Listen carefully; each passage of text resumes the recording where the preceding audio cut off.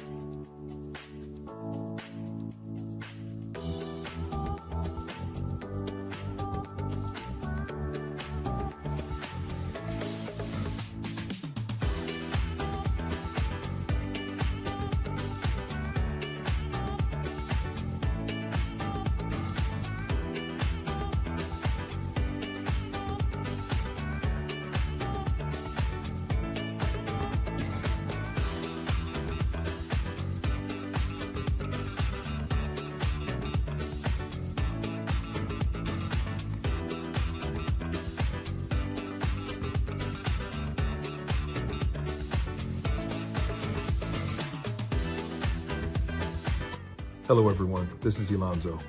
Want to know how to get your first cloud job? Then please register for our webinar. We'll teach you everything that you need to know and answer your questions along the way.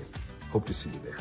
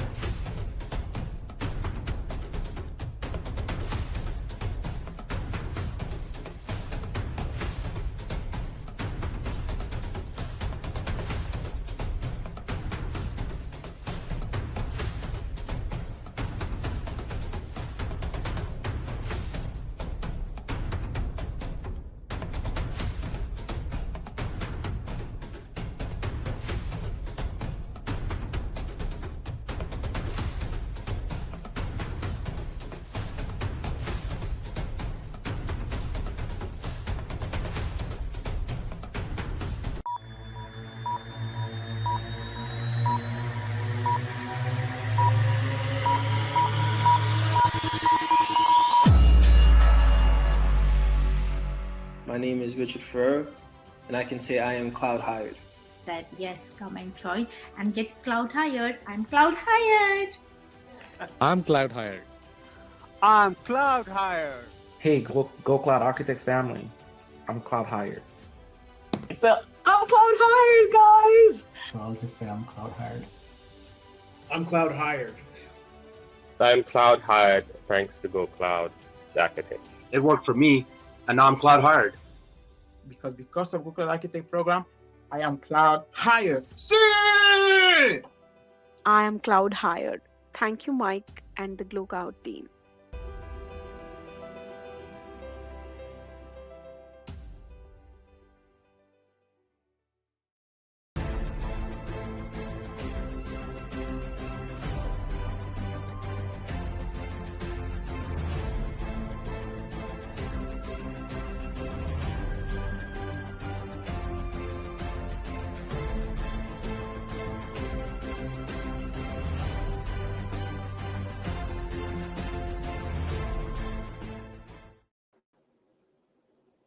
Hello, everyone. This is Alonzo Coleman. Currently, Mike seems to be having some technical difficulties, but we are excited to have you all here. He should be joining us shortly. But without further ado, we want to know where everyone is from. We are definitely here to answer all of your cloud job questions and your concerns and anything that you have that's important to you about that trajectory and what it takes to get there is going to be great. So Mike is back. He's on his way. There he is. So we're excited to have you. So Mike, we were just warming up. We're about to ask everyone where they're from. So we wanted to make sure that we have enough time for you to get on in.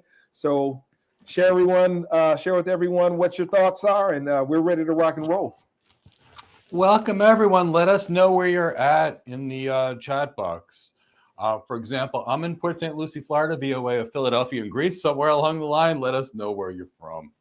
The reason we hold these sessions, and we do them once a week, is as follows. When I started my career, I borrowed money from everybody. My brother, my in-laws, my best friends. I took loans to start my technology career. Spent a boatload of money, and guess what? No one cared. I had a stock full of certifications, 6 of them, and then I went and applied for jobs and I got rejected, but I learned how to get hired. And poof. Once I learned the difference between getting certified and getting hired, I took my first job. They had a network engineer 1 through 4. I was hired as a network engineer 4 with 0 experience. A couple months later, I was leading the world's most strategic architecture team at the world's largest ISP, and it's been a really great ride ever since. So I know that all it really takes is the right skills, the right knowledge, and the right preparation, and all of you can conquer your dreams. You can achieve literally anything you want. I can give you example after example after example of the people I've coached over 20 years that are now in major positions, and you can have it all too. So that's why we're here, to help you build your cloud computing career. If you desire to be a cloud architect, we'll tell you what to do to get there. If you desire to be a cloud engineer, we'll tell you what to do to get there. Now, the reality is most people are so confused between a cloud architect and a cloud engineer that they take the wrong training. They want to be an architect, a cloud architect, they study to be a cloud engineer, and they go to the hiring manager, and the hiring manager looks at them no differently than if they wanted to work as a nurse and they went to airplane pilot school.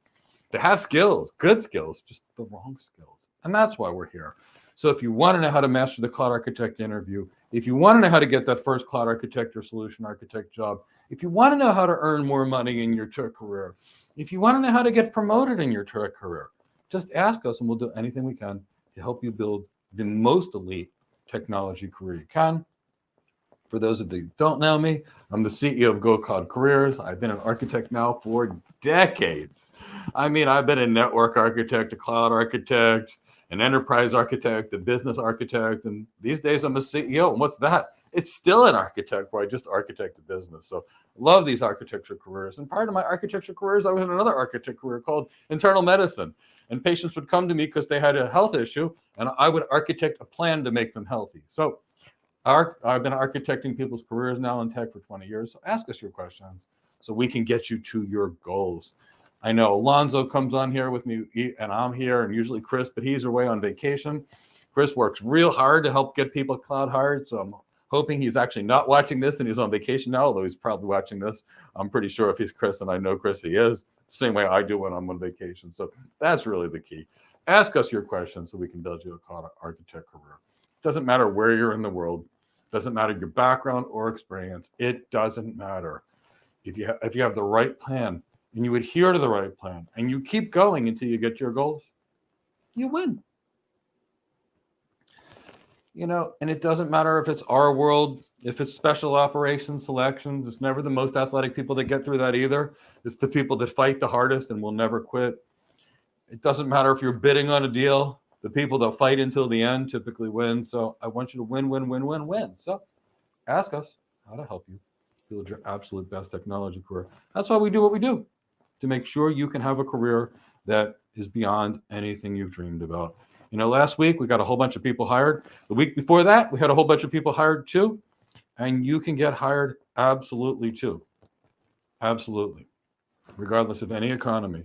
So ask us your questions so we can absolutely help you.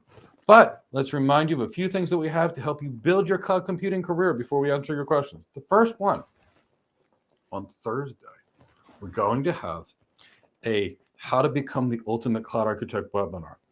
In this webinar, lots of things are going to occur. we will tell you exactly how we will prepare you to be the ultimate cloud architect, and you will learn every single skill you need to know to be an architect. Here's a secret. 75% of them are not tech. And that's why most cloud architect boot camps actually fail, because they teach the wrong skills. But we will cover 100% of those skills. The tech skills, and believe me, half of them are not on the cloud. You heard me. A cloud architect's job, half of it is not on the cloud. Why? Because we've got to take the stuff that's not on the cloud to move it to the cloud, right? And you have to know what that stuff is in order to build the migration plan. And we'll talk about what that stuff is. We'll talk about the business skills you need, the sales skills, the communication skills. And let me tell you, when you get one of these jobs, it is the best job ever. Not only is it an incredible quality of life compared to the engineering world, because believe me, I've done both. It can pay 2 to 10 times more over the life of your career. It can lead you to much bigger and better positions if you like that kind of thing.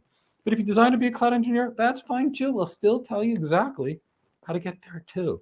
And that's why we're here. So join us in the free webinar. Guess what? In the description of this video and all of our videos, we have a document that'll also list all the skills and tell you how to get your first cloud architect job. Go there too. We even have a document telling you how to win the interview so you can get cloud hired and win that cloud architect interview or that solution architect interview. So I want you to get that too, because I want to make it real clear to you. I want you hired. And I don't just want you hired. I want you getting promoted. I want you to pay more, paid more. And do you know these jobs have such a big paid range? You know, at the low end jobs, there's typically a $50,000 to $100,000 pay difference between the highest paid and lowest paid person at the team. And in a big job like a principal architect or a senior director, there's a $200,000 to $300,000 difference between the top and bottom paid person on the team. And you know what it's based on? Your interview, your business acumen, and how desirable you are. So ask us your questions so we can make you highly desirable, so you can build the best cloud computing career. And while we're waiting for your questions, I see a couple, but we expect to answer a lot. Alonzo, do you have anything to say? Yeah, definitely, Mike. It's just as a pleasure. It's always good speaking with people from all walks of life, all over the world, and being able to come together with a singular focus of becoming a cloud architect.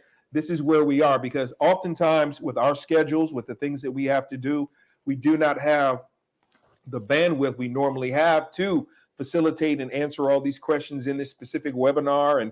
And this is the time to answer your questions, to get ideas on what you need to do, regardless of your backgrounds, regardless of your tech knowledge or experience. We're able to funnel those questions in there to give you very detailed, direct, and honest answers to get you to your cloud goals. So we're excited to be here, and we're looking forward to answering all your questions. So do not be shy. Let them out for us, lay them out for us, if you will, and we'll give you everything that you need to be successful. So Tyrone, if you can bring in the first question. This is from Antonio. I am working as a support engineer at Microsoft. What steps should I take to become an infrastructure cloud solution architect? Antonio, great question. So there's a couple things we have to do. First, we have to convince the future employer that you're not a support engineer. And the second thing is to make sure you have the right skills. Now, you may wonder why I said that. So the reality is, when it comes to an architect, the ideal architect type of the architect, or what the employer is desiring, as as follows. They're desiring a business executive that really understands the technology, but also the business. They're not looking for an engineer, and they're not looking for a techie. And Antonio, I speak to C-level executives, hiring managers, directors, HR departments, and thousands of recruiters. So I've spoken to everybody, and it's very clear what the employers want. And I'm going to tell you exactly what they want. So they want this executive. So the things that you're going to need to do, Antonio, are you're going to need to learn the following. Now, I too was an engineer before I was an architect. And I'm going to tell you, Antonio, it was well over $100,000 of training for me to leave engineering to actually move into architecture. So keep that in the back of your mind. Now, you don't need to spend that money today, but I did, and that's why we have a training program called the Cloud Architect Career Development Program to get you. So the first thing you need to do is you need to go from engineering, which is hands-on, to architecture, which is design. So what do I mean by that? In engineering, what you're working with is directly in front of you, Antonio. So, for example, you configure a virtual machine. You see it as the engineer. You see it. As the architect, you're more concerned with what happens when that engineer configures that virtual machine. When that virtual machine comes up in, say, Dallas, Texas, what does it do to the voice systems or the unified communication systems in the United Kingdom? What does it do to a supply chain application that's sitting there in Athens, Greece? What does that do to a CRM database that's sitting in New York City? So you have to go from thinking to what's directly in front of you, because engineering is all practical, to the theoretical side of architecture. And what is that going to mean? It means first, you're going to need to really learn the network and the data center. Now, why am I saying network and the data center? We're talking about cloud architecture. Well, here's the reality, Antonio. In today's world, there's no such thing as a single cloud. 98% of organizations are using multiple clouds, and organizations have gotten smart. The cloud's not cheaper. Wake up, everybody. It's no secret anymore. The cloud is not cheaper. And because organizations have realized that the cloud could be 2 to 10 times more expensive depending upon the workload, and cheaper in other workloads, it's not a world to just shove everything on the public cloud like people thought it was. It's now an issue of hybrid clouds, hybrid multi-clouds, multi-cloud, and super clouds. 98% of all organizations use multiple clouds. So what you really need to understand is the underlying technology. What is that underlying technology, especially in the world of infrastructure? It is as follows. It is BGP. Not how to configure it, but how it works. Guess what? There's probably a really good BGP document in the description of this video, which is completely free. I recommend you download it. You're also going to need to understand how to architect interior gateway protocols, such as OSPF or intermediate system to intermediate systems. Now, you're also going to need to know IP addressing, subnetting, supernetting, route summarization, aggregation, those kind of things. Now, on top of that, from a tech perspective, and mind you, 2/3 of this job isn't tech. From a tech perspective, you're also going to have to learn switching, because switching means, spanning tree, rapid spanning tree, VLANs, VLAN tagging, VLAN trunking, port channel, ether channel, link aggregation groups. Now, you're going to also have to determine, how do I pick the wide area networking technology solutions? How do I connect my data centers to the cloud? How do I connect my clouds to the cloud? So that means you're going to have good knowledge of private lines, strong knowledge of, say, IPsec VPNs versus SSL VPNs, reasonable knowledge on software-defined networking, and SASE. Now, on the networking side, you probably still need to know DNS, DHCP, ARP, and ProxyR. Now, on that cloud side, you're going to have a good understanding of their infrastructure, because all clouds are built the same. It's basically servers and server virtualization and storage area networks, such as block storage, object storage, and file storage. Now, while we're at it, in infrastructure, you're going to be dealing with less databases, but you still need to have some knowledge on databases and how to scale them. So relational databases and NoSQL databases and things like read replicators or readers, wherever you come from, where they call it, caching and queuing systems, you probably need to know. Now, when we're getting into infrastructure, we're also getting involved into some other stuff like load balancers, network load balancers, application load balancers, reverse proxies, API gateways, those kind of things. And we're also still going to get into remote access. So we're going to be involved in things such as VPN concentrators, IDS, IPS systems, next generation firewalls, and how to load them and scale them. Now, those technologies really form private clouds like Nutanix or OpenStack, public clouds like AWS, Azure, or Google. So it's really about, so the next part of that is, how do you put the pieces and parts together? Where engineers touch the tech, we don't touch the tech, but we have to figure that out. So you're going to need design training. We provide that in our cloud architecture development program, but you're still going to need design training. Now, after this, Antonio, the key is you need to not be an engineer, which means you're going to need some branding training. We are experts at changing your brand. Some of it will be, I'm sure you've done some wonderful things in support, but we have to translate those engineering things to something that looks more architect related, which is a real key for you. Now, next are those other skills that you need to learn. Remember, I said it cost me well over $100,000 to do it. I don't want anybody to have to pay that. So the reality is in our training, we have all of these modules. At least 30 to 40% of our time, Antonio, is going to be spent on delivering presentations. So make sure you get good presentation training. I know I had spent well over $15,000 on presentation training to be able to do it after my MBA. We have serious presentation training in our cloud architecture development program because I want you all getting hard. Now, the next thing you're going to need to learn is something called executive presence, and why. You're going to be presenting to executives. So Alonzo's my executive. I'm going to talk to him without executive presence. Look at his eyes right now. Hi, Alonzo. My name is Mike Gibbs. I'm a cloud architect with Cisco. I'm here to help you. Look at him. I can't tell whether he's angry, trying to think because I'm wasting my time, ready to kick me out of the office, but it ain't pretty. I can tell you that right now. Now, Alonzo, how are you today? My name's Mike. I'm a cloud architect with Cisco. I've got 25 years experience helping organizations be more profitable, and I'm here to help you. Could you tell me about your business? Look at the response on them. It's totally different. So we need to be able to get there. So you're going to need that executive presence training to be taken seriously. On top of that, we're going to need something called CXO relevancy. If I go to talk to Alonzo about his blob storage, and he's a CEO, he's going to kick me out of the room so darn fast, the door's going to hit me, and I'm going to be hiding and crying because I'm going to be getting fired from my manager. By comparison, if I can talk to him about why object storage would enable his organization to get better information, to make better business decisions in real time, to help him make more money, now he's excited. So that's something called CXO relevancy. Again, on those three things that I told you right now, my company sent me, I've already had $50,000 of training on it post MBA. And that's why all this training is in our organization. Now, you're also going to have to learn how to write like an executive. Meaning, how do you get the meat of it and make it real simple and easy to read? It's the exact opposite of the technical documentation that we will read as engineers. Now, from there, Antonio, you have to understand the job is to design a solution, present the solution, and sell a solution. So you're going to need to learn how to sell. I took lots of sales training. My cloud architects in the Cloud Architect Career Development Program get extensive sales training because that's necessarily part of the job.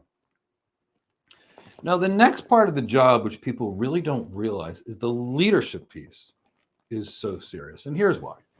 If I ask Alonzo about his business, by the time I leave his office, I got a list of things. It's like 20 pages long of business needs.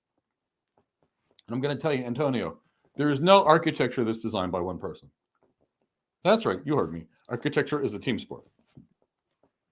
So the reality is when Alonzo tells me about his networking complexity, his security complexity, his data complexity, his AI desires, his worker complexity, and the business processes in that organization, I'm going to leave there and take a deep breath and go, uh-oh. Believe me, even with 25 years experience with every architecture, you're going to go, uh-oh. And then you're going to go back to your company and you're going to need to convince the people in your company to give you 10 to 15 people for 6 months to a year to design an architecture. So that means now you got to go back to your company. You got to go build the business case to justify why you need 20 people that are each getting paid $200,000 a year for the next 9 months to design a solution for the customer. And that means quantifying the opportunity. You do those and then learn how to translate your brand and your resume and master the interview, and we teach all those. You will have a cloud architect job and a career like you can't even imagine. But that's really the key. That's the career. We don't touch the technology. We don't configure the technology. We design, present, and sell it. Learn these things and you will have a job that will be fantastic. From Red Robin, having difficulty understanding the difference between a cloud architect versus a pre-sales engineer versus a business development rep and sales development rep. Good question there, Red Robin, and I'll give you the difference. A sales rep, I'll start with a sales rep. That is a person that carries quota. Let's say I'm at Cisco and I'm an account executive and my customer is Bank of America. I live and die by Bank of America. If I sell my product or solution to Bank of America, I get commission. If I don't, as a sales rep or an account executive, I get fired. That is a sales rep. Now, a business development manager or a business development rep is very different. Here, in a business development rep, let's say I work for Cisco and Cisco has a partnership with IBM. I work with IBM in business development to help IBM sell the Cisco stuff.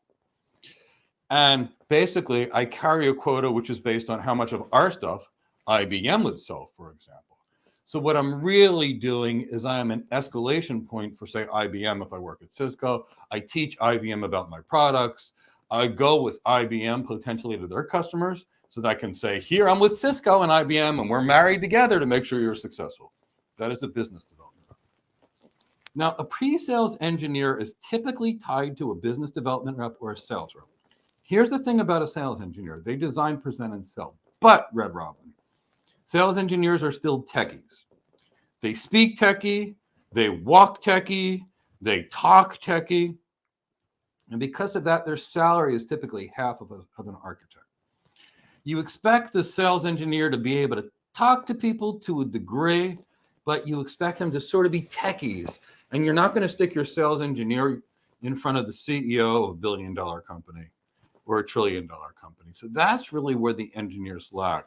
Now, once we start talking about the architect, now we're talking about an elite executive that's also got all the business acumen of an account executive, all the sales skills of an account executive, and some of the knowledge of the pre-sale engineer.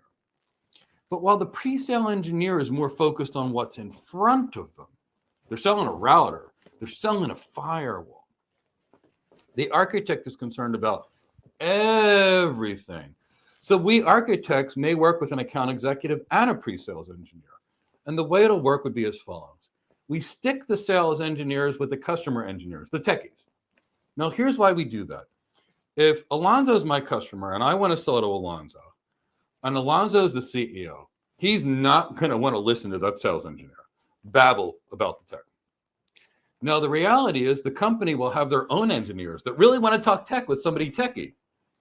It's like the tech geek to the tech geek. We've got to have them paired up too.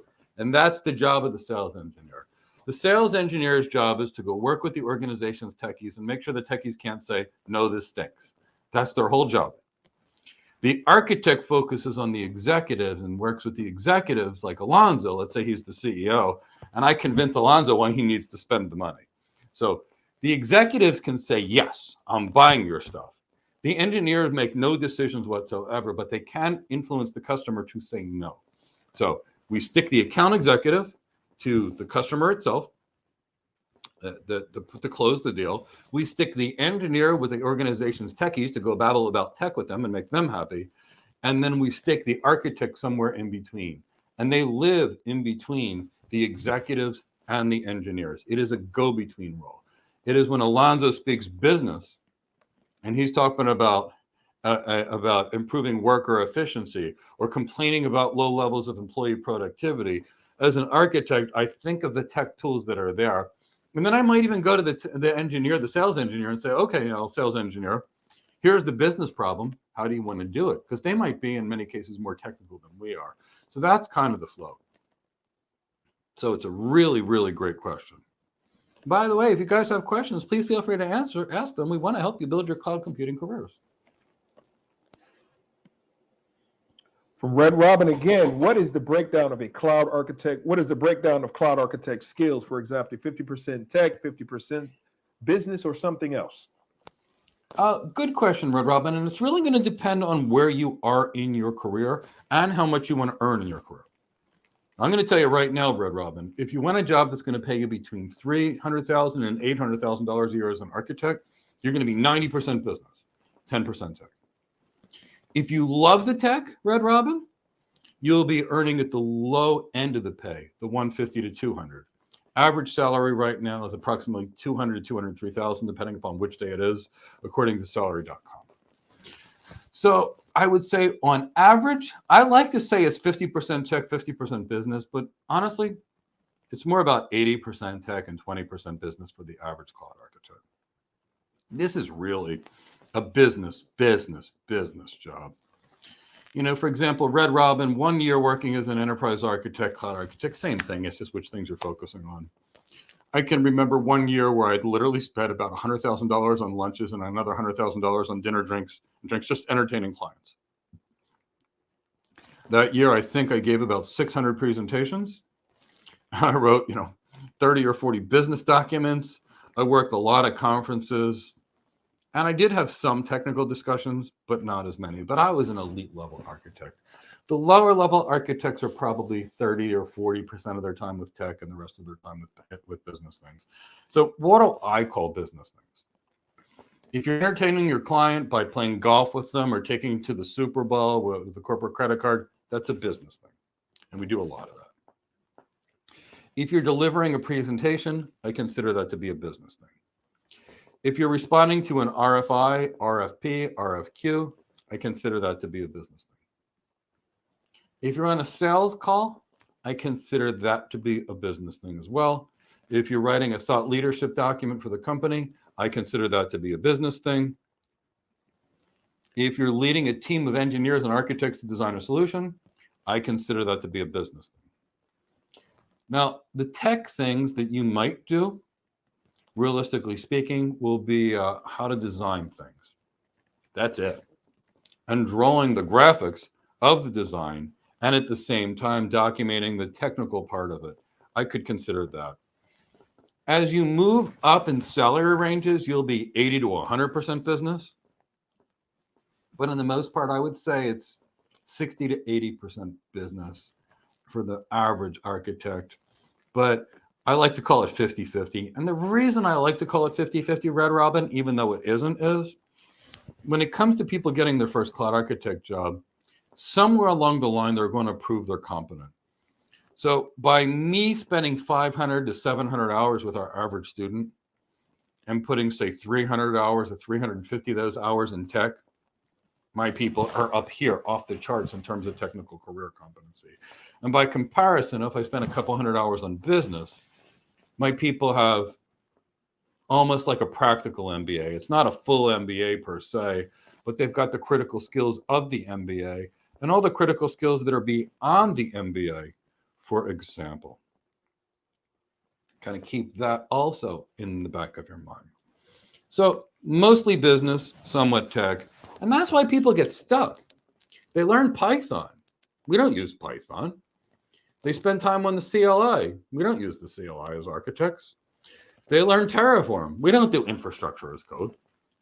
They're learning PowerShell scripts or Bash scripts or Linux, and we don't touch any of that. So this is really a business document. You need to understand those network data center and cloud components to be able to design those systems for the cloud.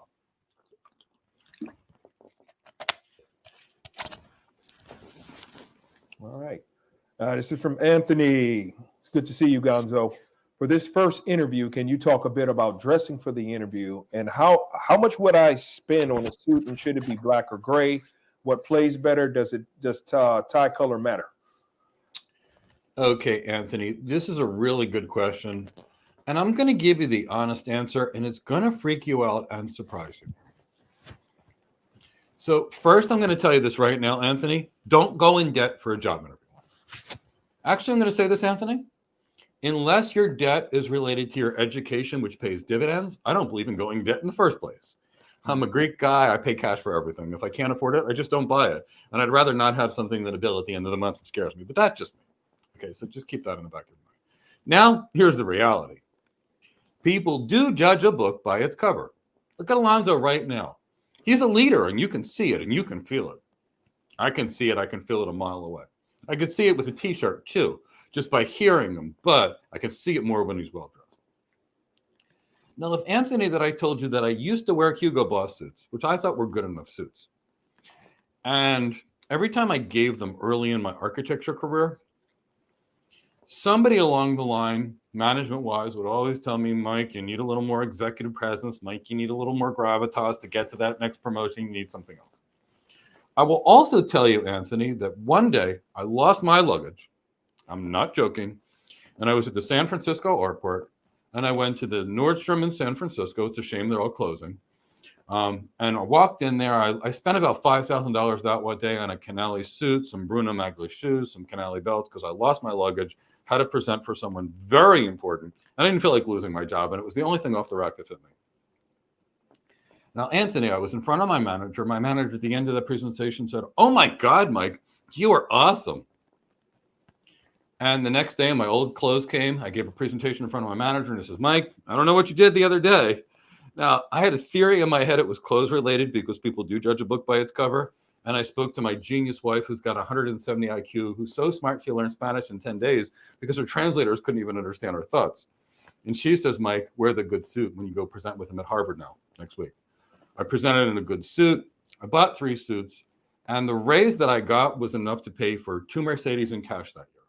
Just the raise that I got from wearing better suits. On every job, Anthony, the hiring manager makes a decision to hire versus not to hire. And they also determine what to pay you. And in all these jobs, at the upper level and lower level, there is a massive difference between the top paid person and a bottom paid person. And I'll give you some examples because I really care about you guys. And that's why I give you the truth. Nobody else would do this. And truth be told, most people don't even know this. But here's a job that pays $297 at Oracle. And if you look at the pay range here, the pay range is $237 to $381. And as we move up, for example, here's a job as a senior director at Palo Alto. The average pay is $540. But look at the pay range here. It's $425 to $709. So I'll give you one more. Senior director role at IBM. Average is $399. But the range is $314 to $521.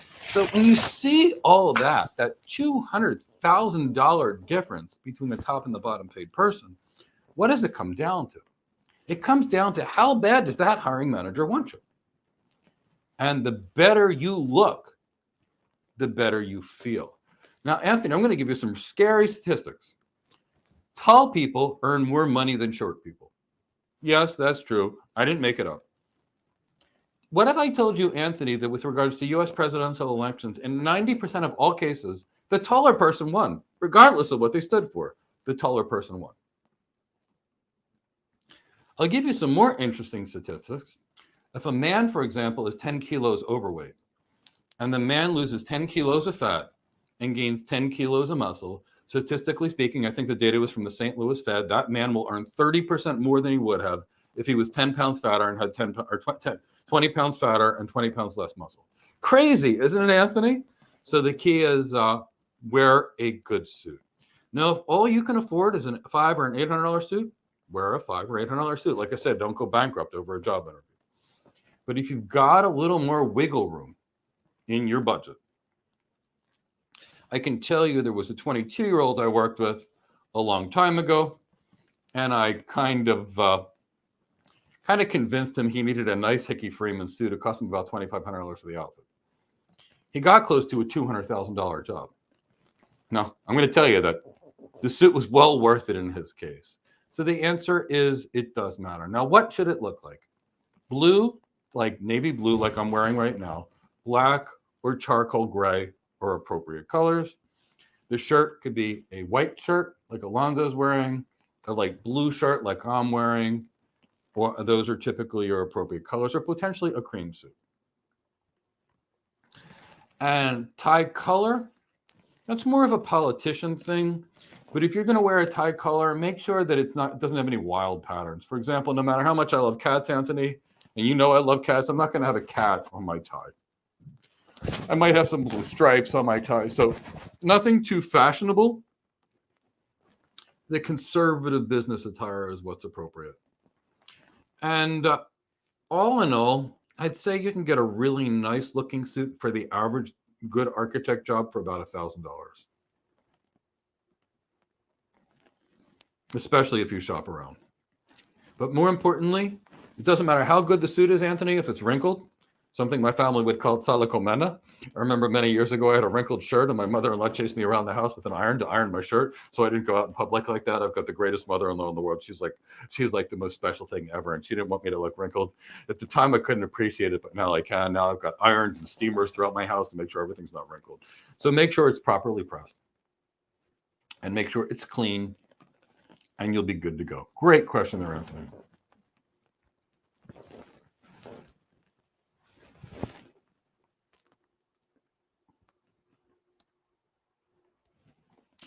AOC, if knowing there are different types of NAT, one-to-one, many, dynamic, how do you learn to solve the design problems? Like how to solve a single point of failure of a NAT instance in Tokyo? AQC, that's just simple architecture. First, you don't need to use a NAT instance to do NAT. You could use multiple routers to use NAT, which could run like HSRP or VRRP, for example. And those routers are going to be higher availability devices, and they know how to work around single points of failure. It's not an issue. The key is knowing how to architect around it. So, and knowing how to not have single points of failure. So while we're at it, you can't have a single point of failure of your file. You probably should, anytime you're going to be doing NAT, you're probably not going to use a NAT instance anyway. If you really are going to do a real robust high security environment, you're going to be doing the NAT on your firewall, not a NAT instance. And a next generation firewall can be run in high availability cluster mode. So basically you would take a network load balancer in front of 2 Palo Alto firewalls. If you're using a NAT instance as your internet security protection, you're going to be hacked so fast that you'll be fired and your replacement will thank you. So the key is why are you using a NAT instance? And that's the thing, AQC. If you were to take a certification, they're going to keep forcing down all these AWS proprietary things. Now, it's one thing to use a NAT gateway in there to just help your systems obtain, to obtain, say, patches. And if you're going to do one-to-one NAT, should you do it on a virtual router or should you do it on a NAT instance? I'd probably use a virtual router because who do I think has more experience designing high-performance NAT? Cisco systems or Juniper networks or AWS? AQC, I'll give you some guidance. AWS networking is catching up to what we did at 1998 at Cisco. So I'm going to use Cisco. In fact, with regards to some of the cloud transit, AWS tried to do it for a while and they gave up and they started using Cisco's cloud router because they have more experience doing it. So the key is that's architecture, AQC. You got to learn how to do it. And that's not really a cloud career question. That's basically a competency question. But, you know, network engineers like me and network architects like me have been dealing with single NAT failures for 30, 40 years. It's done the identical way that it's been done for the last 30, 40 years. And AQC, that's why I said it's so important to learn networking, because this is just basic elementary networking. Lon, do you have anything to add there? Oh, I couldn't say it more. One thing that we definitely teach, we make sure that the assumption, or rather understanding and edifying people, that a cloud service provider, 1 or 2 response offerings when it comes to security is never going to be enough, because we understand industrially 98% of companies use multi-cloud. So focusing on robust approaches to security outside of one particular style of technology or solution is very, very critical to being successful in safeguarding those environments. So that's one of the things that we teach here, is a constant understanding of those applications and how we can create layers upon layers of security, when it's overall firewalls or all the way down to host-based firewalls as well. So those full approaches, 10,000 feet all the way down to that 1 inch, is what you learn here to ensure that you have a very robust security environment for anything that you want to put together architecturally. So let's get some questions in. Everyone's so quiet today. Okay, this is from Red Robin again. Does an architect work with more than one customer at a time? And how long is a typical customer engagement before moving on to the next customer? Red Robin, I hate to give you the answer, it depends. Yeah. Because that's the common tech answer, but it truly depends. Red Robin, if you're like me and you work on billion-dollar architectures, you can't work on more than one customer at a time. You are with one customer along with a team of 15 to 30 architects for the next year to design it. And then once it's time to be designed and the customer says, yes, Mike, I'm interested, we go take off, we go and work with a new customer. And what happens is the company brings in a service delivery executive, which brings in the post-sales cloud engineers to build it. There'll be a program manager, which is like a fancy project manager, but with better leadership skills to manage the teams of the people that'll build it. And then once it's done, Red Robin, it's going to go to another team and they're going to maintain it. They're called SysOps people. And if there's a technical support problem, here's what's going to happen. It's going to go to the tech support team. So there's that. Now, by comparison, Red Robin, if you're working on like $400,000 and $500,000 architectures, you could work with 30 or 40 people at a time. Go on meeting, respond to RFI, respond to RFP, give a presentation, new RFP, give a presentation, new RFP. And then you could go back and be dealing with them one at a time for the designs until they close. And you'll consistently get more and more and more. Red Robin, the better your business acumen, the better your leadership skills, the better your depth of knowledge, the more likely you'll be put on these good, big projects where you're not going to be juggling and running around like a one-legged man in a fanny kicking contest. Believe me, you don't want that. So that's why I always bias my architects and my trainees on the following. I bias them on the good skills, the high value skills. Your tech skills are your lowest value skills. Your business acumen, your leadership, and your CXO relevancy and your emotional intelligence are your highest value skills. There's 1,000,001 techies that are out there, but there's very few people that know how to apply technology to solve business problems, and that's why you will always have a job if you're there. But it's one of those answers that it really depends upon what you're trying to do. From Claudio, Mike, when you speak of entertaining, if we have a lunch or at a steak restaurant, but I'm a vegetarian, how would you go about this? The same way you would do any meal. So here's the thing. If you go to a steakhouse, if you're not a vegan, they usually have chicken, fish, and seafood as well. So seafood, for example, and things like shrimp or scallops, fish would be fish. And I'm drawing that distinction, Claudia, because many religions also draw that distinction. Now, by comparison, you could always get a salad, and you could always order a plate of vegetables. And that's totally appropriate too. So I don't eat sugar. I don't eat butter. I don't eat flour, Claudia. I don't eat bread. I don't eat any of that. I was a vegetarian for a while, didn't feel well on it, and I went on what's called the paleo diet. So basically, all I eat is meat and vegetables and fruit. So when I go places, again, I don't drink alcohol for the most part. I don't eat bread. I don't eat desserts. So it's totally appropriate for you to do things as long as you don't make others feel bad about their dietary choices. That's really the key. Is not to make others feel bad about their choices. But you can be a vegetarian. That's fine. I've worked with lots of vegetarians. One of the things that we focus on in a restaurant is that even if you are a vegetarian, try to avoid any type of vegetarian finger foods. Try to make sure that whatever you eat is going to be easy to put in your mouth, like a salad, something that requires very little maintenance. Case in point, I know this is being facetious, but you wouldn't order finger food like French fries or barbecue or even if it's barbecue meat, barbecue anything. So make sure that it's a simplistic meal. And the focus is because when it's a part of your brand is making sure that when you are eating, they're watching you. What you eat, they're watching you. How you chew, they're watching you. Do you have the meal fork or as opposed to the salad fork? Guess again, they're watching you. So make sure that it's less about you focusing on the consumption during this luncheon and more about your overall presence, executive presence, to make sure that they see that you are always on your job to communicate both in and out the office, and that they know that you are the qualified candidate to provide these cloud solutions. And Alonzo brought up a really good point. I remember buying a book on how to be a gentleman and buying the same book for my wife, How to Be a Lady, at the same time. And it covered which fork to use for which thing, and always to leave like a little bit left on your plate, and which foods to eat in public and which foods not to eat. Claudia, it matters. Mm-hmm. Claudia, I mean, it truly matters. And, people go to finishing school to learn these things. And that's why, to me, these things matter, because I've seen it make a difference in people's careers.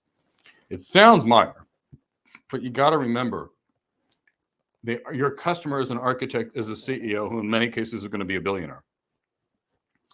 And, I speak Greek in the house.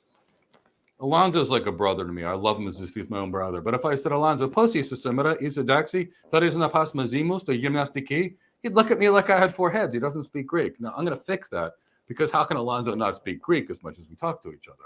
But the point is you got to speak the same language as your customer. A lot of what we're teaching, especially in our Cloud Architect Career Development Program, and I know you're a student, is how does the executive think? How does the hiring manager speak? And how do you fit in with them? Because I like to say every gang has their colors.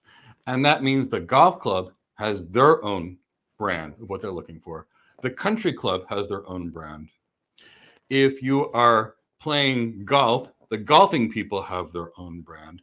If you're in the Navy and part of a SEAL team, they have their own thing.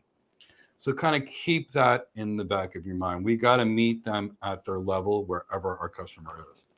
I speak differently when I'm in front of a group of yogis that are all vegans, which I spend a lot of time with, than I would when I'm with friends that were special operations warriors. But you just got to fit in. From Dorian, cloud architect seems a lot to learn. How does someone stay motivated through the program?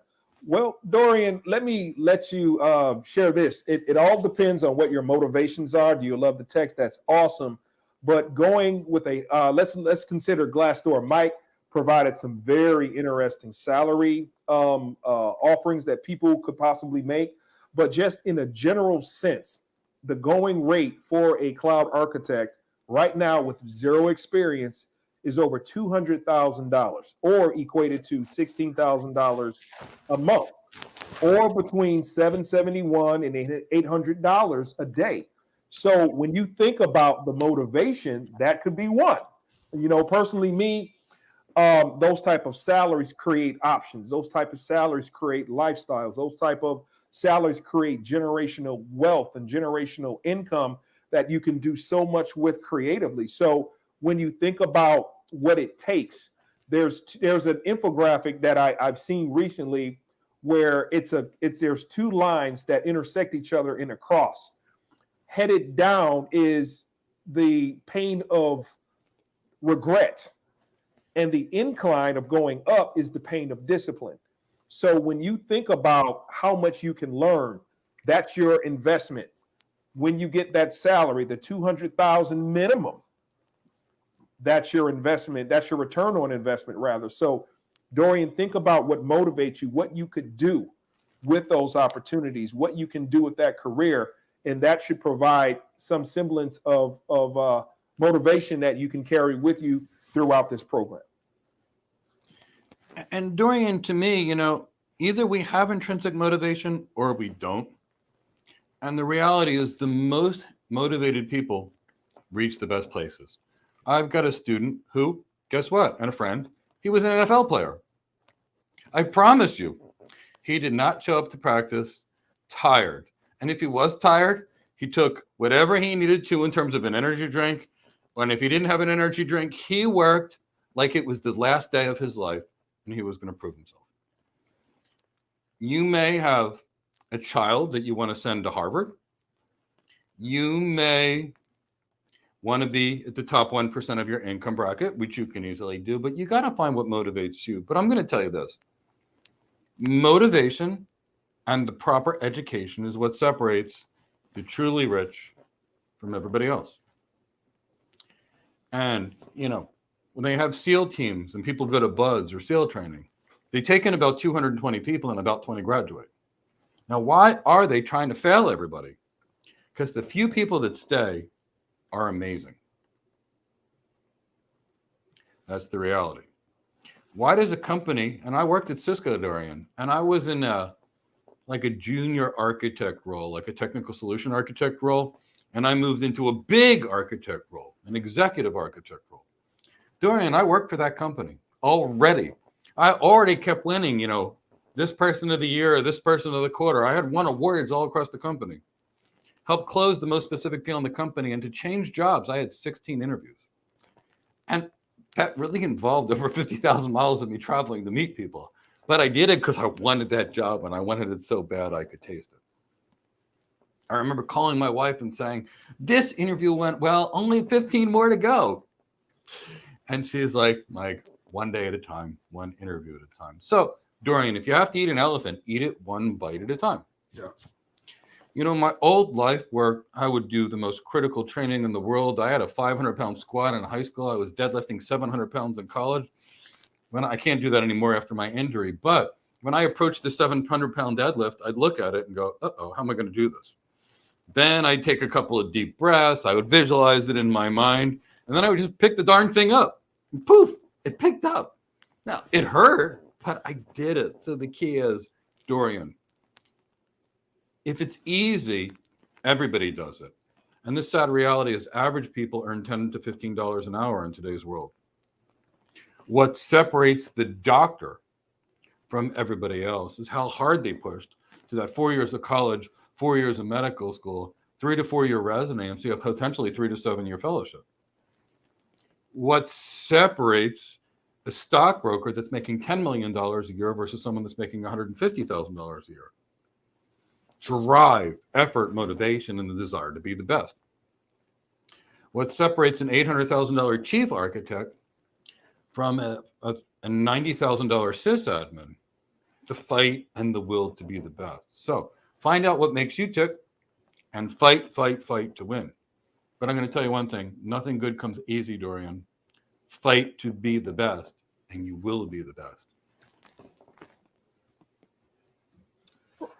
From Purnell, as a cloud architect or enterprise architect, what does it mean to implement a framework versus having an engagement model when dealing with clients? Well, Purnell, nobody knows what a framework actually is. So here's what a framework is. You approach your client with this ridiculous TOGAF type theory. No client understands it, which is why I don't use it. And you got this little box, and there's little squares of different modules. People module, this module, this module. Nobody knows what it means. And I don't recommend them as a general rule. There's all kinds of frameworks. They make us feel good in theory. You try and talk to them about your customer, and you get escorted out of the room because they don't know. When I was at Cisco, they implemented a framework called SONA. It was the service-oriented network architecture. I loved it. I looked at this thing, Purnell, and I went, this makes sense to me. Cisco tried to teach it to the engineers in the company. They all looked at it like the people that designed it had 4 heads. The engineers were presenting it to the customers, and the customers looked like this. And they're like, Mike, translate this to me. And I told them, I got it, Mike. So I don't use frameworks. I communicate to customers in a manner that makes sense, not in some theoretical, artificial way. Alonzo's my CEO. I got to convince Alonzo he needs what I have to sell. Otherwise, I get fired. So I don't use a framework. Now, an engagement model is something that's a little different. And again, that's going to work and not work too. Mm-hmm. If you work at Deloitte, Accenture, Capgemini, McKinsey, there is a strategic and methodological approach to approaching a client. That's called an engagement model. And I do like that.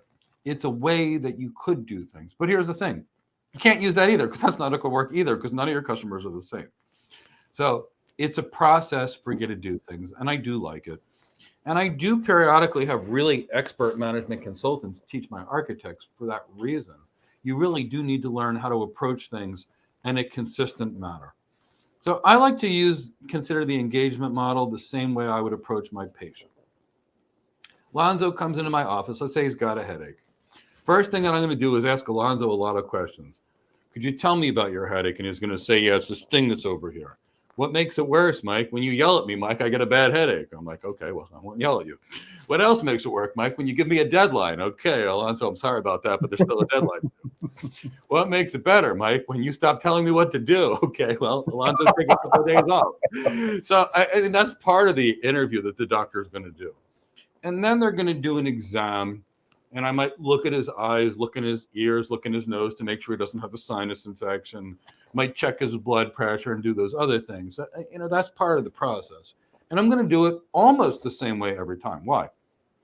Because if Alonzo comes in talking in his headaches, and today I decide to start looking at his feet first, and tomorrow his wife comes in because she's got a bruise on her finger, and I decide to look at her head first instead of her finger first, it's not going to be a logical process oriented to something. So that's the point of having an engagement model, that you do things in a repeatable manner again and again and again to deliver excellent results. That would be the same theory of the framework. The problem is these frameworks are so theoretical that nobody understands what they are. So I don't use frameworks, period. And the reality is you won't be using an engagement model for the most part either, unless you're doing business architecture work, otherwise known as management consulting. All right. From AQC, I remember you sharing some of the resources you read, like CIO Magazine or Forbes, for those consultant company reports. Does Cloud Architect need to study them, and will there be bias problems? AQC, yes, you do need to study them, and everything has bias. Every news station you watch has bias. Why? Who's paying them? Who are their corporate sponsors? Who's running their commercials? Who do they have to appeal to? Everybody has bias. The consulting companies have bias. When a drug company funds a medical report, they have bias. So what you have to do is read all of them. And then you have to make your own determination. And that's the thing. You have to understand everything. And that's why we show all sides of it, AQC. I remember when I was younger, I went to Temple University. Now, they had made us, and I was studying healthcare, and they made us take this course called Intellectual Heritage. If I tell you nothing other than Temple, the best experience I had was this Intellectual Heritage course. What was it? Well, first, they made us read the Bible, the Torah, the Quran, Hindu texts, and all kinds of texts from every single religion. They had us read Adam Smith's The Rise of Capitalism and Karl Marx's The Communist Manifesto. And what they did is they knew at Temple University that the more we knew our fellow man, the more we knew cultures that were different than us, we could love and appreciate each other, as opposed to if we didn't know each other and didn't understand each other, we'd be afraid of things. And because we'd be afraid of things, we would have dislike and hate for each other. It was a truly valuable experience. And what I learned out of that experience early on in my youth was that you have to have all the information and make your own determination. You know, a cloud architect is a business executive. I can tell you right now, we need to look right now and say, okay, what's AI going to do? How do we leverage AI to maximize our customers' business performance, for example? Or interest rates are going up. Now, what we know about macroeconomics and microeconomics, what we know about Keynesian economics theory and classical economics theory, what we know about people's buying patterns and how they finance things, how does that affect the economy? And as architects, we need to be able to understand that and advise our clients. I can't go to NBC News and Fox News and believe either one of what they tell me because they both have a different slant to it. I need to take in all the information. I need to listen to both sets of news reports to hear what my customers potentially are thinking. Then I need to read the actual information from myself. And from there, I can make an analysis. So it's about gathering the facts and learning how to gather it correctly. And that's exactly what it takes to be great. Good question. Yeah. From Brandon, I saw that, Brandon. You have like part 1 through 4, so we'll break it down into nice digestible parts for you to for us to get to your questions. Hi, Mike and Alonzo. Could you break down the sequence of events once hired? For example, you attain an architect job, then the company that hired you gives you the customers. Yes, but that's not really what's going to happen, Brendan. First thing is you're going to get hired.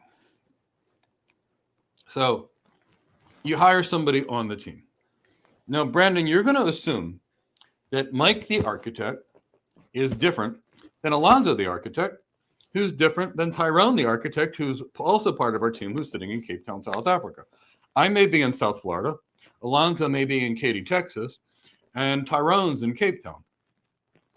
Now, Alonzo's work experience is different than my work experience, who's different than Tyrone's experience. Guess what? That's great, because that means as close as I and Alonzo are to each other, we may have different experiences. We come up with more creative solutions. And guess what? Tyrone has a different kind of experience in sales, which is different than mine, which again makes us better. So we want a lot of people that are different. But, and here's the big but, the way I approach something might not be the way my company wants me to approach something. So the first part of getting hired is you got to go in there. First, they have to onboard you. Now, for an architect, this could take 3 months. They got to introduce you to the company culture. And if they think you lack on the technical side, because believe me, they'll hire you, even if you have less technical capabilities, if your soft skills, executive presence, business skills, sales skills, and communication skills are so good. Why? Because it's easy to find a techie. It's really hard to find a business leader that can understand tech. So they're probably going to send you to some training for which there's gaps. Now, Brandon, you can't do your job without knowing people. So the first 3 months, you should be going out to lunches and dinners and drinks with the people you work with, having virtual conversations with them and team building events. And then periodically your manager is going to say, Mike, I got a customer for you. And then you'll deal with your first customer. But potentially speaking, there could be upwards of 6 months of onboarding before you do anything. Because they're going to make sure you present in the way that they want. They're going to make sure that you write according to their templates, for example. You know, Cisco had a real good writing style. It started out with an executive summary, what's in the document. Then it was very pointed, how does the technology work? And then it was very pointed, how does the technology, how to use the technology, and then how does it benefit your customer? The Cisco stuff was clear. AWS doesn't tell you how their technology works. They give you no information. Here's how to configure it. And oh, by the way, it's great. Now, if I did Cisco writing for AWS, they wouldn't like it. I saw a blog from AWS the other day written by an AWS employee where the word I was on it. It was, I did this, I did this, I did this. Brandon, if that person did it at IBM or Cisco or Microsoft, they'd be fired. You don't use I in the professional world. But at AWS, it was desired and it was acceptable. So every corporate culture has what they feel is appropriate. So the first couple of months, people call it corporate brainwashing. I call it corporate integration. They have to figure out who you are, find out the good about you, mitigate any weaknesses you have, and get you trained. So I have a student who just got his first solution architect job as a senior solution architect. Never worked in tech before, Brandon. And this guy is a rock star. I mean, he's truly, truly, truly great. And he's at Deloitte University for the next 3 months, training in Deloitte cultures, processes, and procedures. So that's a good example of what we're talking about. So what other part is there? Okay, Brandon says, does the company always pay for the entertaining? Yes. Yeah. Yes. If you want that multi-million-dollar opportunity to help this company execute their cloud implementation solutions, $5,000-$10,000 dinner for C-suite individuals, that's a drop in a bucket compared. And now think about this. Look at your initial implementation offering. If you're able to close this multi-million-dollar deal, it doesn't stop there. It possibly is going to continue on. They're going to need more updates. They're going to meet, and then think about what other opportunities that they may have in that implementation. Maybe there's some other things that they want to add or adjust or change or omit. Think about their business partners and their vendors. Think about, okay, well, this is no longer compatible with this vendor. They'd like to update their solutions. We brought your name into the conversation. They'd like to speak with you. And that's because of what you did. That's because of your business relationships.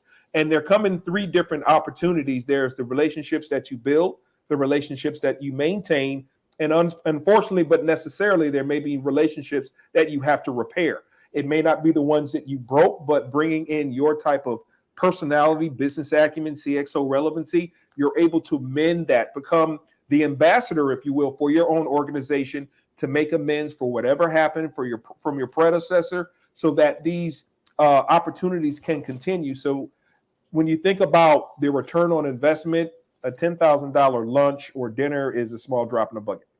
Yeah, so it's all about relationship. Alonzo knows me really, really, really well. I'll share information with Alonzo that I might only do with my wife or Chris. Nobody else in the world would even know except for my baby brother. Why? Because we have that depth of a relationship. Chris right now is in the Keys on vacation. If Chris needed my help, if I had 2 broken legs, I'd be crawling on my hands like in handstand walk to go pick him up, because we've got a relationship.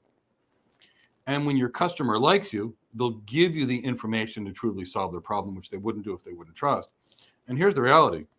We buy from who we like, and we hire people from who that we like.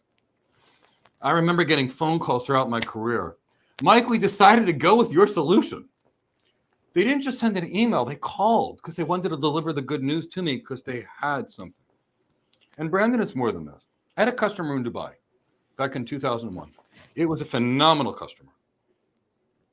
We had put voice data and video to the person's home. And I was working at a Cisco competitor at the time who had great technology, but Cisco developed a new, better switch. Not only was it better, it was less buggy, and it was better and faster too. So it was better in every way. Brandon, my customer said to me, Mike, Cisco's got a new switch. In your honest opinion, is the Cisco device better than what you have right now that you're here designing to sell us? And Brandon, I said, yes, it is. I said, I hate saying it because I hate Cisco to win. I said, but Cisco's got a better product than I do right now. And I would understand completely if you chose to move forward with the Cisco product. And Brandon, you know what they said? They said, no, we're going to go with you anyway. They said, we wanted to know if you cared about us enough, if the relationship was deep enough that you would tell us that Cisco had a better product. Since you did, Cisco doesn't have you. We're going to continue to do with you. That's why the development of the relationship is so critical. But you got to entertain your clients for that reason, but you're also going to have to entertain your team. For example, we work with engineers, and they are the magicians that go make our blueprints come to life. You know, the architect and the engineer's jobs are so different from each other, but we're like married. The architects design it and the engineers build it. And when you're going to be doing a proof of concept, which could be 6 months long, the architects don't touch the tech. They don't even know how. But those engineers sure do. And you're going to be literally taking the engineers out each day because somebody's going to be mean to them. And you're going to have to be doing a little bit of counseling to make them happy. Or two engineers are going to fight with each other and you got to go solve that relationship. So getting people offline in a relaxed environment is just so critical for these jobs. Good question. Okay. I think we do all of those. No, we didn't do the last yeah, one. we still have question part. Let's look at part 3 as well from Brandon. Okay, part 3, the main focus of the client entertaining. We did that. Okay. I think there's some nuance there, but we'll go to part 4. How often are you keeping up with entertaining the same client? Brandon, it depends on the size of the client. I had one client that I entertained every day for a year straight. I had other clients that I would pop in. Hey, I'm in San Francisco, want to meet up. Hey, I'm in London, want to meet up, that I didn't see periodically. It depends. It depends on how strategic they are to you and how much you need the business, but also personal relationships with them too. I have relationships with clients that they did a small thing with, but we just kicked it off, and I'm in town, so I want to say hello. And it also, like, entertaining the same client, entertainment and relationships, they're intertwined. It's like if you want the same client, then create a good customer service experience for them. And that is both in and out of the office. So being able to, like, say, for instance, Brandon, you are my client. Over the years, we started off, hello, my name is Alonzo, you're Brandon, you're a part of Alpha Beta Charlie. And you're going to, we have those initial discussions. We become, I know more about you and your business to the point where instead of you marking the calendar or you going through my secretary or my executive assistant to schedule a meeting, you can call me direct. And you said, Alonzo, this is Brandon. We're having a couple of issues right here. Could we have a discussion? Okay, Brandon, let's have a talk. Would you like to meet me here at our restaurant that we normally meet? You know, because we've gone through those discussions there. Let's talk about our problems. So I set a stage. And the reason why we entertain is because we want them to know that they're important. We want them to know that their voice matters. And we want them to know that we're interested in what makes them happy in the vehicle of entertainment. And that could be a wide spectrum of different things. So it's not that type of, and besides, if we don't keep that up, it would look and have a very strong appearance of a bait and switch.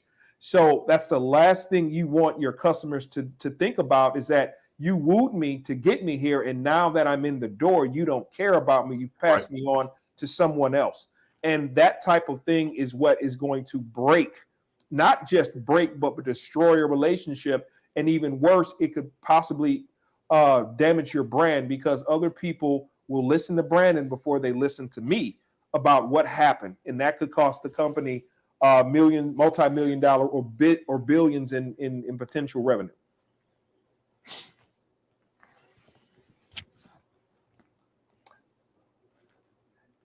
And this is I apologize. I'm going to go for your middle name, Dev, because I don't have the acumen to properly pronounce your name. So, number 1, sir, currently doing my engineering computer science. I have 1 year left, and I want to make my career forward towards the path of becoming a cloud architect. So, okay. 2, I have successfully completed an AWS Solutions Architect Associate. What can next be done to become an architect before college ends?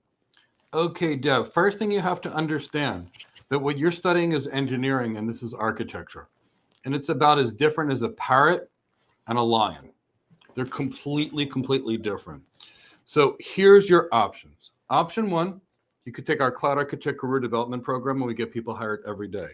Option 2 is realize that engineering has nothing to do with architecture. And you will need the following. You will need systems design skills, business acumen skills, leadership skills, executive presence training, and emotional intelligence training. Now, if you don't want to take ours, which I highly recommend because it's the cheapest way to do it, you could get the business skills in an MBA. That's what I did. You don't need a degree to be an architect, but you can get the business skills through an MBA. And then you would still need to learn design skills. I'm also going to tell you that the AWS Certified Solution Architect Professional does not even include 8% of the skills that are necessary to do the job. So your options are either take a training course designed to be an architect.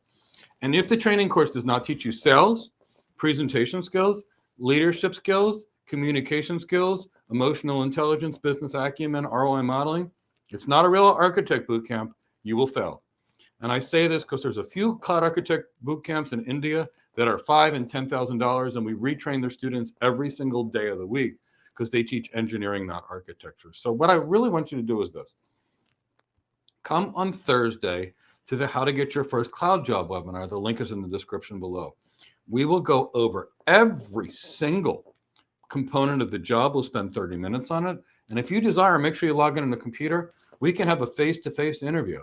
And I can ask you questions to find out who you are. I can identify your gaps and make personal specific recommendations for you if you desire on this rep. And that's why we do it.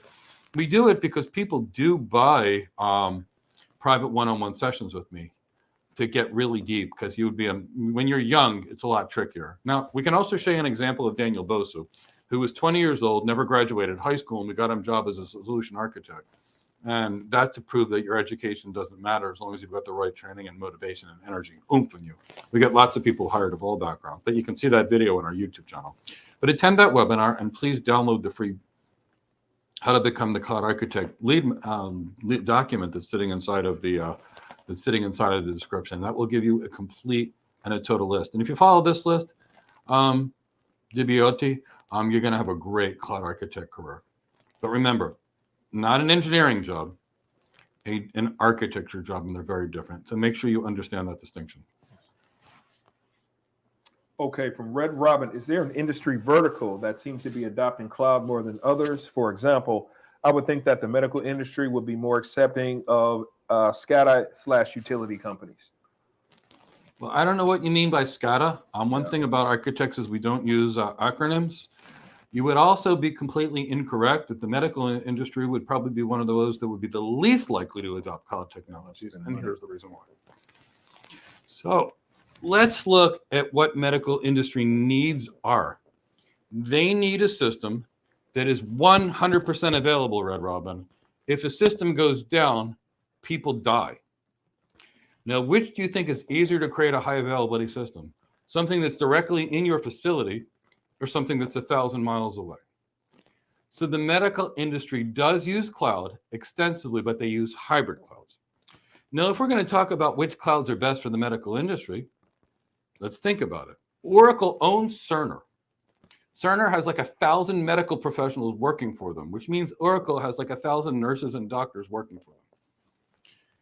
30% of customers, or 20 to 30% of customers, actually are using the Oracle systems right now. Now, Microsoft, by comparison, has a partnership with Epic, which is the electronic health record that is in 70% of all US healthcare organizations. And they're also teaming up on how artificial intelligence can help the doctors and nurses.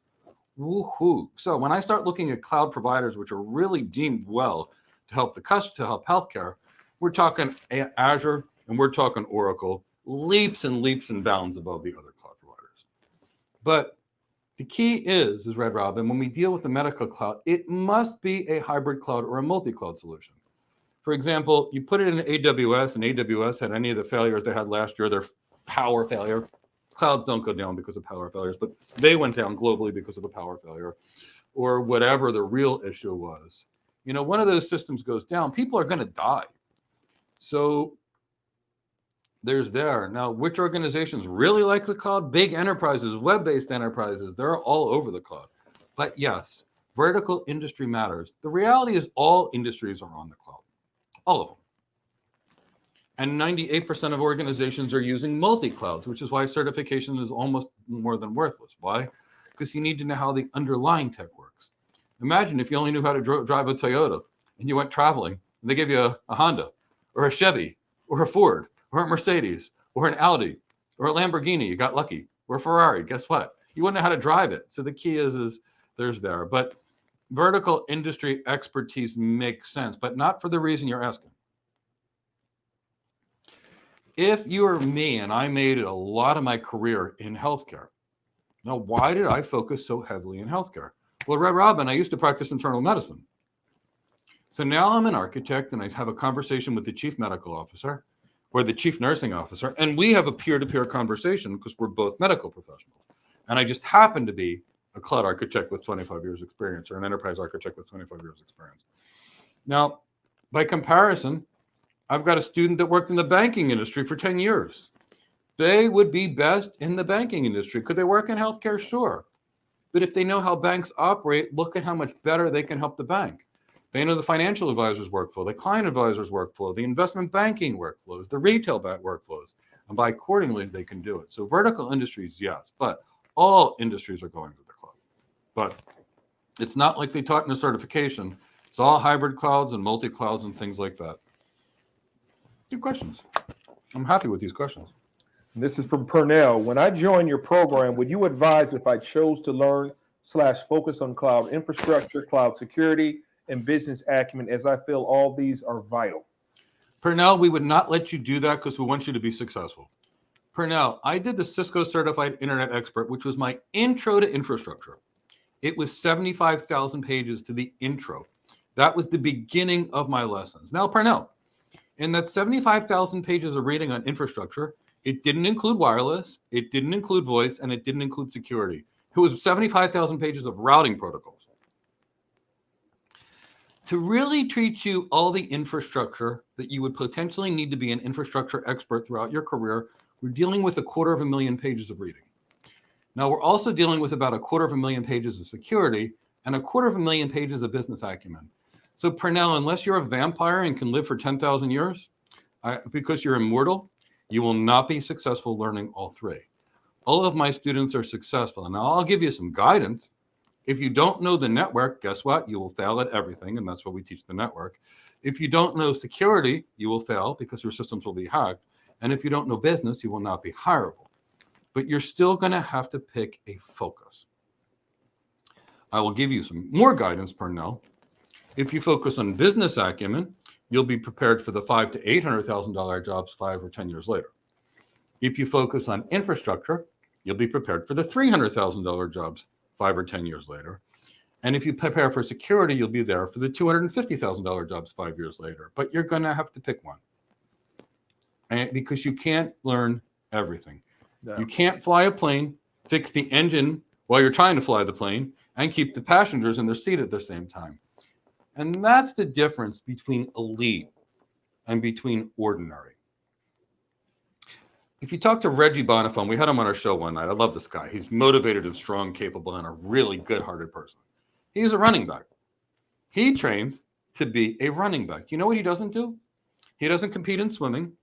He doesn't compete in marathon running, and he doesn't compete in rowing. Why? Because he's a running back, and he's a world-class running back. That's the key, Purnell. You got to pick something, and you got to truly, truly, truly master it. And if you were in our program, the first thing you would do is you would fill out a career plan where you would say, this is exactly what I want to do. And my team would look over it and say, this is going to work. This is not going to work. Here's how you need to do it, because we build a custom plan for everybody. But no, you can't have 3 careers at the same time. You got to pick one and be good at it. I will tell you that even at Cisco, who makes networking gear, right? It takes 15 to 50 people to design $1 billion architecture. Just in networking. Why? Because we each have a different side of networking. That's infrastructure. Cisco would put 50 people that each have 20 years experience together on a project. That's depth. That's real architecture compared to the 20 hours from a certified solution architect professional. I hope that made it clear of how deep you need to be truly great on one of these things. But it's a great question. Okay, this is from George. Do you need a bachelor to get a good job as a cloud architect? No. So, George, no one cares about your degrees. No one cares about your certifications. Guess what? For the most part, nobody even cares about your experience. You know, there used to be a song, Alonzo remembers it. It was called "What Can You Do for Me? What can you do for me lately?" Or "What did you do for me lately?" Yeah. The real key, George, is they care what you can do for them and what your capabilities are. Tyrone, please pop the video of Daniel Bosu. Daniel is a kid that if I could adopt him and made him my son, I would have. I really love this kid. He came to us. He was 20 years old. We got him hired when he was 21. He had wasted $35,000 on this garbage boot camp before he came to us. And he won an award to come with us. We won a scholarship. We had a scholarship contest that was out there 2 years ago. Unfortunately, we can't do them these days, but we had a contest and he won the scholarship contest. And he didn't graduate high school. He didn't have a GED. And now he's working at JP Morgan Chase as a cloud architect. He had motivation. He had energy, enthusiasm, passion, and he had intelligence. Like I said, he's the kid that I wish I could adopt as my own son because I really think so highly of him. But the key is nobody cares about your degrees. Nobody cares about your certification. You know, George, that was a little hard on me. Why? Because I have a $300,000 plus education. And I remember when I was younger, I had my business card. It had MS, MBA, CCIE, CCNP, CCDP. I had this big card. And my manager saw it and he said, Mike, you need new business cards. And I said, what do you mean? He said, nobody cares about your education. Nobody cares about your certification. They care what you can do for them. Mm-hmm. And he said, better suits, Mike. Get rid of the alphabet soup on your cards. That's odd for me, George. I really like, I'm a straight shooter. I really want you to have a great job. Yeah. What's your architecture knowledge? What's your communication skill? What's your social skills? What's your empathy and what's your enthusiasm, your attitude, your communication skills, emotional intelligence, executive presence, and business acumen? How you got it? I don't know.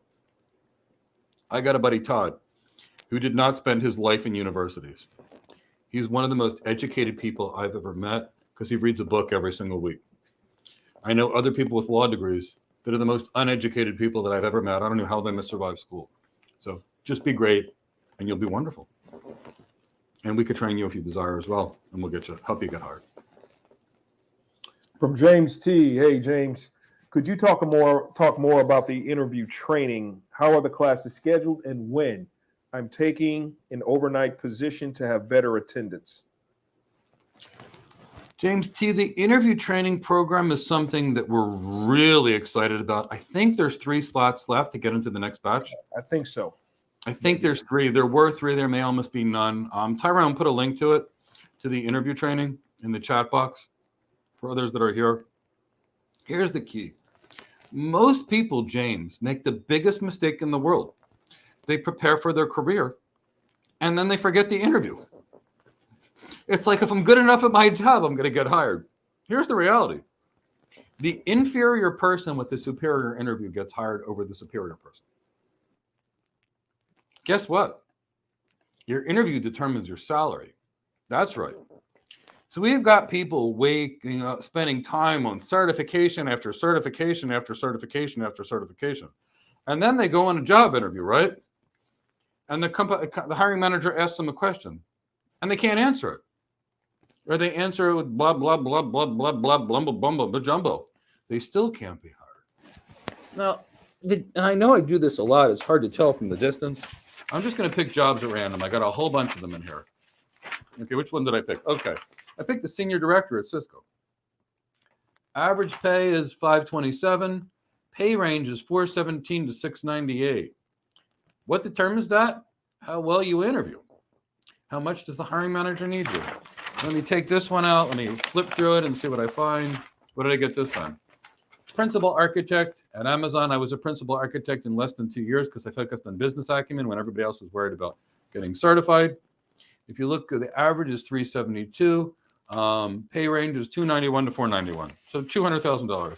Yeah, I picked another architect job. Go figure. Got a lot of architect things in here. Microsoft is $398 for the average principal architect. Again, I was 1 in 2 years, which means you guys could too with the right preparation. Pay range is $300 to $498. What did I find here? Accenture, director. Average salary, $384. Pay range, $294 to $514. You get the point. So the key is that interview is critical. So in our interview training program, we teach people how to control the interview, to highlight their strengths and mitigate their weaknesses. We teach them how to show the hiring managers that the hiring manager needs them on the team. We show the people how to build their brand, optimize their revenue, really do resume, do everything. How to negotiate a higher salary. And James, we've got people that get offers, and then we get they get a salary bump that's 10 to 20 times more just a salary bump than our whole tuition for the entire program is, let alone getting hired in the first place. Just from the negotiation, let alone the difference in what they would earn just from actually taking the course. So there's 5 small bash sessions, and they are typically Wednesdays from 6 to 8. And there's also a monthly class. Chris knows the time of that. Chris is not here. He's on vacation. And Chris tells me and Alonzo where we need to go and when we need to go places because he manages our operations. So I kind of hope that helps you with that. But it's a great program. I'm beyond proud of this program. And the people that are going to get this program are also going to get 3 private one-on-one interviews. Now, James, we normally charge $1,200 for a private session. And today is the last day of 30% off. So basically the people can buy our entire training, and get 3 private sessions for not much more than the cost of a single session with me. And oh, by the way, that session with me, if you're not part of this training program, is an 18-week wait. And you could be dealing with chief people officers from big global organizations that work for our organization in this thing. You could be dealing with technology leaders, and we've got a staff of people to do these private consults. This is one of the most exciting programs I've ever created in my entire life, and I'm beyond proud of it. Super excited. From Alan, does the architect get a commission when the client goes with your solution? Also, is there another compensation when the client has changes or updates at a later date? So, Alan, we get paid in the following, typically speaking. We get paid a base salary. Typical base salary for a cloud architect is about $150,000 to $200,000. But bonuses and commissions can be anywhere from $50,000 to $300,000 or more $1,000 per year. So the way our bonuses and commission structure works is as follows. There's typically a corporate performance, an individual performance, and a sales-related bonus. And we typically get paid on, and there's also something called MBOs or measurable business objectives. And the reason architecture is so cool as opposed to like the account manager sales rep, the sales rep gets paid very little, like $50,000 to $75,000 a year. And they can earn all commissions, which can be hundreds of thousands of dollars per year because sales reps are very well paid. But if they don't sell, they don't earn and they get fired. As the architect, we're going to be paid on corporate performance. So company hits their number, maybe 50% of our bonus is related to that. Then there's the sales factor. If your team is, if you're attached to the US region, or you can be attached to, say, a New York Metro, or you could be attached to a company organization, poof, you're going to be getting sales-related bonus commissions. And then there's the individual performance factor. For example, I remember one year my commission was supposed to be 30%. But I did such an awesome job, they gave me a 2x multiplier of that 30%. So my bonus was 60% of my base salary. And as you move up the ranks and you do a better job, you will also be. Now, when the client changes, guess what's going to happen? They're probably going to send you back to redesign it, but you're not going to get paid a new commission if another architect comes in and does the changes. Only if you go back to the same customer. Great question. And this is from Static ZA. Could you tell me about what subjects I would need and what requirements I need to become a cloud architect? Sure. So also, he says they live in South Africa. I'm not finding the information I need. Could you explain the requirements as well as how long it would take to become a cloud architect? Sure. So Static ZA, we've gotten people hired in South Africa. We had a poor student named Portia who recently got hired. We also have Tyrone from my team who works for us, who's in Cape Town, South Africa right now. He's the guy behind the scenes doing things.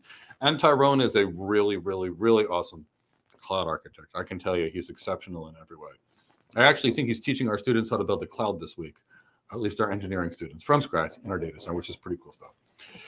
So the architect is really a systems designer.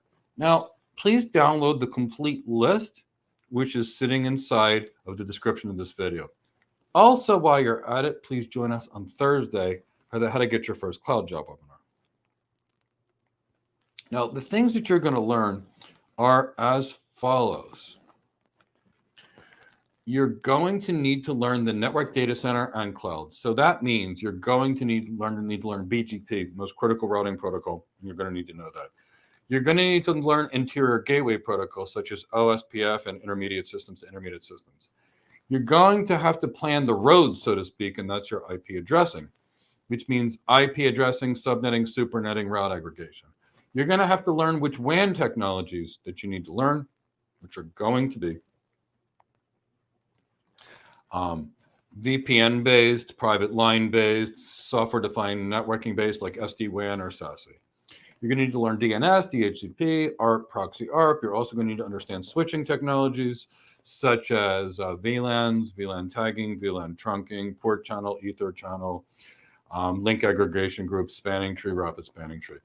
Now, on the data center side, you're also going to need to understand servers and server virtualization, containers and container orchestration, storage area networks like block storage, object storage, file storage. Then you're also going to need to understand databases, NoSQL databases, relational databases. You need to understand load balancers and reverse proxies, such as network load balancers, application load balancers, reverse proxies, API gateways. You're also going to need to understand security appliances such as next generation firewalls, IDS, IPS systems, VPN concentrators, identity and access management systems such as Active Directory. You're also going to need to understand the business applications that can be used to improve business, things like ERP systems, supply chain systems, CRM systems, unified communications, accounting and finance systems. Next, you're going to have to learn, because we don't build, we design. You're going to have to learn how to sell. You're going to have to learn how to put the pieces and parts together. That's called architecture. You're going to have to learn how to present, because you're going to be presenting at conferences.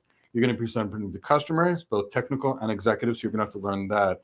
You're going to need something called CXO relevancy, which is how do you present to the C-level executive like a CEO, which is different than the way you would present to, say, the director. You're also going to need to learn how to lead large teams of people, because you're going to have to do that. And you're basically going to, that's basically the majority of the requirements that you're going to need to learn. Now, we cover 100% of these in our Cloud Architect Career Development Program. But if you're not with us, you can learn those networking and data center things, and you could get an MBA. And then after the MBA, you could do what I did, which is get about $100,000 of training on business acumen, leadership, sales skills, executive presence, emotional intelligence.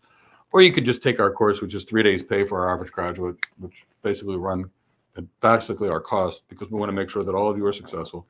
Because we love changing lives around here. It's kind of a charitable mission for all of us.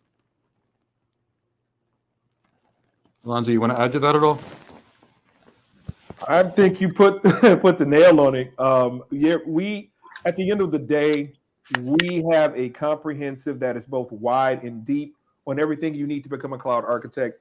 And from someone who originally was years ago, who was seeking to become a cloud architect, I went through a lot of the co-organizations who were selling bundles and courses, and I finally found the solution I was looking for, because not only do I work here, I was also a student, and there was really no entry point to becoming a cloud architect. It was almost like, if you remember any of the board games, you have to go laps and laps and hit all these certain have this list of criteria and go through all these certifications to become the very thing that I've always wanted, whereas in reality, all I needed was the competency. I didn't need the certifications, although I have some. But prior to that, or after that, you need the competency. And once you're able to speak to the competency about what the tech is, what it does, when you would use it, provide examples about this in ways that CEOs and everyone can understand, be able to design this architecture, and by nature of that, provide solutions to questions or problems that organization has, and even be strategic enough to come up with solutions that they haven't even thought about yet, that they're going to run into 2 and 3, 4 years down the line. That builds solutions, solutions build relationships, relationships build, create opportunities, opportunities generate revenue. So you think about all these things, that you could have by understanding that you can learn this here. And I've never seen, and although it could appear that I'm very subjective from an objective point of view, which I am always able to do, I have not seen this anywhere else. And I implore everyone who wants to be a cloud architect in a fraction of the cost, in a fraction of the time, to equal just twice as much of the revenue that you would get without any type of income sharing agreement or any other things that people try to add in and hide in the language of working with them. There's none of that here. We want to get you hired. We don't want to get you certified. We don't want you sliding tons of certifications across a hiring manager's desk thinking that it will impress him. What it will do quite the opposite. We want to get you hired. And I think that there's no other way to express that intent, because we know how it feels to get that call and saying we chose you out of X amount of applicants because of your knowledge, your ability to engage, your ability to communicate. And oftentimes, if not all the times, tech wasn't even brought up in that. Yeah. So with that being said, we want to make sure you get your opportunity here with us at Go Cloud Careers as our client. So please look at our website. Look at the tons of information and videos that we have on YouTube. Look at it. Check our website. Look at all the things that we offer. Make your determination. And I guarantee you that you will be happy with the outcome if you work with us. And Alonzo, tell them how long they stay in our program. Do they get kicked out after 20 weeks or 30 weeks? You don't get kicked out after 20 weeks, 30 weeks, 40 weeks, 52 weeks, any of that. Your on-demand content is in perpetuity, okay? You have 365 days of access of live classes, which incorporate business cases. You're working singularly or with teams in real-world business case scenarios about how to solve for these solutions. You're going to understand what it's like to be a cloud architect, and you're going to get that on a repetitive basis every week on Fridays. We have soft skills class that focus on business acumen, CXO relevancy, presentation skills, executive presence, all these things that you need to be successful there. And also, as a matter of fact, we have something that I've never even seen before either, is the Slack community of people who are singularly engaged to become a cloud architect, and they're helping each other to get to that goal. So you may have someone who just started maybe yesterday, as opposed to someone who started back in October. The advanced students matriculate out, and the middle students become the advanced students. The middle, the newer students become the middle, and so on and so forth. It is a cycle of life, if you will, so that everyone helps each other, pays it forward, and they are able to be a part of this engaging and living thing, if you will. So that's so many benefits to you becoming a cloud architect with our development program. And I think that everyone can be successful here, and everyone who has come across our development program is successful. And we always say one thing: you don't need a tech background, you don't need certifications, you don't need a bachelor's degree, you don't need anything. All you need is to do the work. The program works if you do. Thank you for that, Alonzo. Well, Campbell, you have a cloud security interview lined up this Friday. Or any last-minute services I can procure from the GCI? Yes, you can purchase a You can purchase a private interview, and we can coach you for that interview. There's typically an 18-week wait, but there's usually one slot that we leave open per week, and that you could actually attend that, and we could actually coach you what to do on the interview. Now, here's the thing. If you're competent, meaning you know how to be an architect, we can teach you how to position yourself better. We can strongly increase the likelihood that you're getting hired, and we can, with strong likelihood, increase your salary by $10,000 to $100,000 or more by making you more attractive. But if you don't know how to design an end-to-end security system, and you don't know how to position it properly, it's too late for this interview to turn you into a cloud security architect within a week. But if you've got this skill, we could package you in a manner that would make you much more likely to get hired and at a much higher salary. And The other thing that you could do is you could actually get our tech interview mastery program. And what you could also do with that is you could go through each and every video in that program. You could watch the previous 5 small batch courses that are in that program, and you could schedule assuming you buy the program outright, you could schedule a private interview with us and still have 2 more to go. And you can do that. Tyrone, pop a link to either a private session with me or our tech interview mastery program. And that interview program is amazing. And that would really, really help you dramatically in terms of how to present yourself, how to interview under stress, how to position yourself to the hiring manager, how to look more executive-like. It'll do wonders. How to negotiate more money, and really how to close the deal. Because the interview is just a sales call. How do you close the deal for maximum performance and salary? So yes, you can do that. Tyrone, if you can pop a link to that as well. In addition to one that was just a private session with me, although I recommend the interview training. I think it's the best deal we have going on right now. And I think it's truly, truly, truly incredible. So I don't have a ton of time left over. I can probably take one more question if it pops in. I know Alonzo's got a bunch of meetings too. So what I'll do is I'll close on this. And if one last question pops in, I'll be able to address it. Otherwise, we can invite you to our webinar, How to Get Your First Cloud Job webinar on Thursday. And I believe Static, he's asking how much does the course cost? We just want to make sure that we're answering the right question. Are you referring to the Cloud Architect Career Development Program? So if you can be more specific, Static, that would be very helpful for us.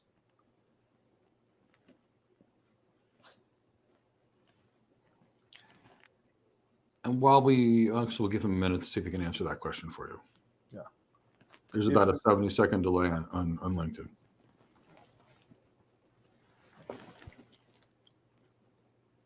What I will tell you is it's been a really fun 25 years in the architecture space. I remember my first job, which was an architect job. In those days, they called this design engineers. And what did we really focus on? Designing the tech. We didn't touch it, we designed it. And that design engineer job, in those days, we were super techies where we knew how to design it. And that turned into something called the technical solution architect. And what that really was a really solid engineer that could mostly speak in executive sentences. And poof, that the businesses started to say, well, yeah, this is great, but what we really need is someone that can speak to the business people. And instead of just being like a hammer where everything is a nail, we need to create a trusted advisor to our customers. We need to create this 50% executive and 50% technology professional. And poof, that became the original cloud and enterprise architects. They were 50-50, half tech, half business. And then what happened is they were still too techie. And they put those people in front of the executives, and the executives would be like, get this person out of here. They almost get it, but not really. And then they started moving into these really elite roles, which are 75, 80% business and more tech. And that's kind of the continuum. And as you analyze your technology career, you got to figure out what you want to do. The closer you are to the tech, and this is the saddest thing in the environment for the people that love the tech, the lower your salary is going to be. The closer you are to the business, the more promotions, the more respect, and the higher salary that you'll be able to command. So I guess we'll close on this. What do you want your architecture career to look like? What do you want to be doing this year, a year from now, 5 years from now, or 10 years from now? Do you want to be in an elite leadership role? Wonderful. Do you want to be in a technical role? There's that too. But you're going to have to figure really what you want to be. Thank you so much for coming today. Hope to see you in another episode coming soon. Take care, everybody. Take care, everyone.